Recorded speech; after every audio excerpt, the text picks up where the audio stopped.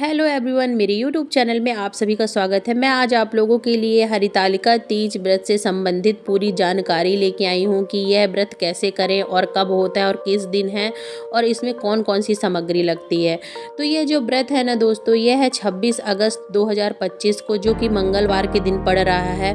और इस दिन जितनी भी सुहागन स्त्रियाँ हैं अपनी पति की लंबी आयु के लिए इस व्रत को करती हैं। ये जो तीजा व्रत है इसे भाद्रपद मास के शुक्ल पक्ष की तृतीया तिथि को रखा जाता है। यह खास तौर पर सुहागन महिलाएं अपने पति की लंबी उम्र, सुख, समृद्धि और अखंड सौभाग्य के लिए रखती हैं। वहीं कुंवारी कन्याएं अच्छे वर प्राप्ति के लिए भी इस व्रत को करती हैं। हरितालिका तीज व्रत का मैं आज आप लोग को महत्व बताती हूँ। इस व्रत का संबंध भगवान शिव और माता पार्वती जी से है, क्योंकि माता पार्वती जी ने शिव जी के लिए इस व्रत को रखा था, शिव जी को पाने के लिए। मान्यता है कि माता पार्वती ने कठोर तपस्या करके भगवान शिव को अपने पति के रूप में प्राप्त किया था। इस व्रत के माध्यम से महिलाएं माता पार्वती की तरह अखंड सौभाग्य और सुखी दाम्पत्य जीवन की कामना करती हैं। यह जो व्रत है इसको निर्जला भी किया जाता है, बिना जल ग्रहण किए। इस अपनी श्रद्धा और सामर्थ्य के अनुसार महिलाएं इस व्रत को करती हैं।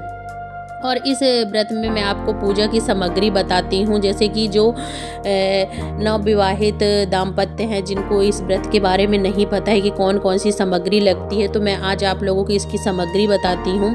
इस व्रत की सामग्री के लिए आपको प्रतिमा लगेगी भगवान शिव माता पार्वती जी की, जो कि मार्केट में मिल जाती है, मिट्टी से बनाई जाती है और आप घर में भी बना सकते हैं। और इससे मूर्ति को लेके हम मूर्ति की स्थापना करेंगे। एक चौकी लेंगे, उस पे लाल कपड़ा या पीला कपड़ा बिछा के आप मूर्ति की स्थापना कीजिए और कलश को रखिए, जल से भरा हुआ कलश, और नारियल भी रखिए, धूप, दीप, कपूर, सिंदूर, रोली, अच्छत चावल, हल्दी, पान, सुपारी, लौंग, इलायची और मौसमी कोई सभी फल, मिठाई, पंचामृत, दूध, दही, शहद, घी, शक्कर और व्रत कथा की पुस्तक जो कि मार्केट में ईजिली मिल जाती हैं। तो आप लोग हरितालिका तीज व्रत की कथा की बुक भी ला सकते हैं, जिसको आप पढ़ सकते हैं।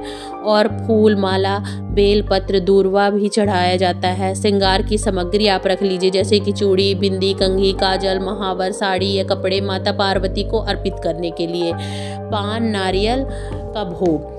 और कुछ लोग इस फुलहरा भी रखते हैं अपने घर में। तो फुलहरा अगर आप अकेले पूजा कर रहे हैं तो आप सिर्फ माता पार्वती और शिव जी की प्रतिमा की स्थापना करके आप नॉर्मली पूजा कर सकते हैं, ये सब सामान लेके।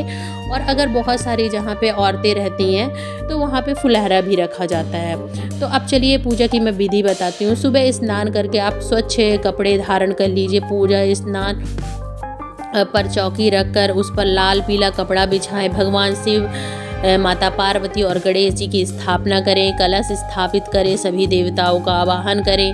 विधिवत धूप, दीप, फूल, बेलपत्र, फल, मिठाई अर्पित करें। तीज व्रत की कथा सुने या पढ़ें। व्रती महिलाएं माता पार्वती को श्रृंगार का सामान अर्पित करती हैं। अंत में आरती करके पूजा संपन्न करें। और रात में 12 बजे के बाद आप लोग कुछ भी, मतलब कि जैसे निर्जला जो लोग व्रत रखते हैं तो आप लोग रात में 12 बजे के बाद दूसरा पहर लग जाता है तो आप लोग हवन करके चाय और या फिर पानी भी पी सकते हैं, या फिर कुछ लोग नहीं भी पीते हैं। तो इस तरह हमारी जो हरितालिका तीज व्रत होती है इस तरह आप लोग कर सकते हैं। बहुत ही इजी है, थोड़ा सा कठिन रहती है इस व्रत को करना, लेकिन ये हमारे पति की लंबी आयु के लिए होती है। तो इस व्रत को ज़रूर से ज़रूर करना चाहिए। और सुबह में उठ के भोर में 4 बजे आप फिर से पूजा रिपीट करिए, भगवान शिव जी की पूजा करिए और हवन करिए और अपना अपना सुहाग लीजिए। इसी तरह जो आपका हरितालिका तीज का व्रत है दोस्तों वो संपूर्ण होता है। और फिर आप खीरा खा के या फिर कुछ भी खा के आप अपने व्रत को तोड़ सकते हैं। तो ये है आज हमारी बिल्कुल सिंपल सी और आपको बहुत ही अच्छी जानकारी अगर लगी हो तो आप मेरे वीडियो को शेयर कर दीजिए और लाइक कर दीजिए और कमेंट करके ज़रूर बताइएगा कि आपको ये जानकारी कैसी लगी। तो ये पूरी विधि हो गई। चलिए दोस्तों, अब मैं आप लोग को हरितालिका तीज व्रत की कथा सुनाती हूँ, जो कि बहुत ही सिंपल सी और बहुत ही अच्छी है।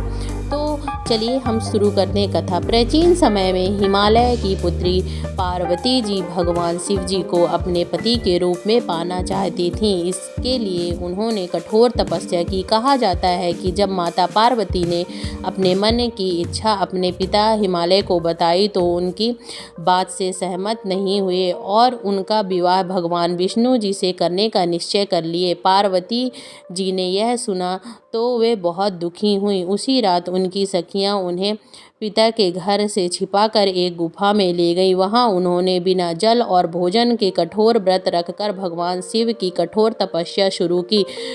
उनकी इस कठिन साधना से भगवान शिव प्रसन्न हुए और प्रकट होकर माता पार्वती से कहा, हे देवी, मैं तुम्हारी भक्ति और तपस्या से प्रसन्न हूँ। तुम्हें मैं अपनी पत्नी के रूप में स्वीकार करता हूँ। उसी दिन भाद्रपद शुक्ल पक्ष की तृतीया तिथि थी। तभी से यह व्रत हरितालिका तीज व्रत के नाम से प्रसिद्ध हुआ और तभी से सारी स्त्रियां जो हैं ये तीज व्रत अपने पति की लंबी आयु के लिए और सुख समृद्धि के लिए इस व्रत को करने लगी। इस व्रत से यह महत्व है कि इस व्रत को करने से सुहागिन महिलाओं को अखंड सौभाग्य और पति की दीर्घ आयु का आशीर्वाद मिलता है। अविवाहित कन्याओं को योग्य वर की प्राप्ति होती है। यह व्रत जीवन में सुख और समृद्धि वैवाहिक आनंद प्रदान करता है। इसीलिए जितनी भी सुहागन स्त्रियां हैं इस व्रत को अवश्य से अवश्य करें। कुछ लोग तो मतलब बहुत सारी जो स्त्रियां हैं, जैसे कि मैं भी हूँ, तो मैं निर्जला व्रत करती हूँ, लेकिन अब आजकल की स्त्रियां क्या है, निर्जला व्रत नहीं करती हैं। एक पहर या दो पहर पे वो खाना भी खा लेती हैं या कुछ फल वगैरह दूध वगैरह का भी सेवन कर लेती हैं। तो आप अपनी इच्छा अनुसार, सामर्थ्य अनुसार, आपकी जितनी भी श्रद्धा हो, आप उस अनुसार इस व्रत को कर सकती हैं। तो ये है आज हमारी बिल्कुल छोटी सी और सिंपल सी जानकारी। जो नवविवाहित स्त्रियां इस व्रत को करना चाहती हैं, इस वीडियो को पूरा से पूरा सुने और देखें कि कौन कौन सी पूजा में सामग्री लगती है और इस व्रत को करने का सही तरीका क्या है और कैसे करना चाहिए। तो दोस्तों, अगर आपको वीडियोस अच्छे लगते हों तो आप चैनल को सब्सक्राइब कर दीजिए और शेयर कर दीजिए और लाइक कर दीजिए और बेल आइकॉन ज़रूर से ज़रूर दबाइए, जिससे कि मैं आप लोग के लिए इसी तरह अच्छी सी जानकारी लेके आती रहूं। और सब्सक्राइब ज़रूर से ज़रूर करिए, जिससे कि आपसे कोई भी जानकारी जो है ना वो छूटे ना। और कमेंट करके ज़रूर बताइएगा कि आपको ये हरितालिका तीज व्रत की जानकारी कैसी लगी है, और कमेंट करके यही बताइएगा कि मैं नेक्स्ट वीडियो आप लोग के साथ कौन सा लेके आऊँ।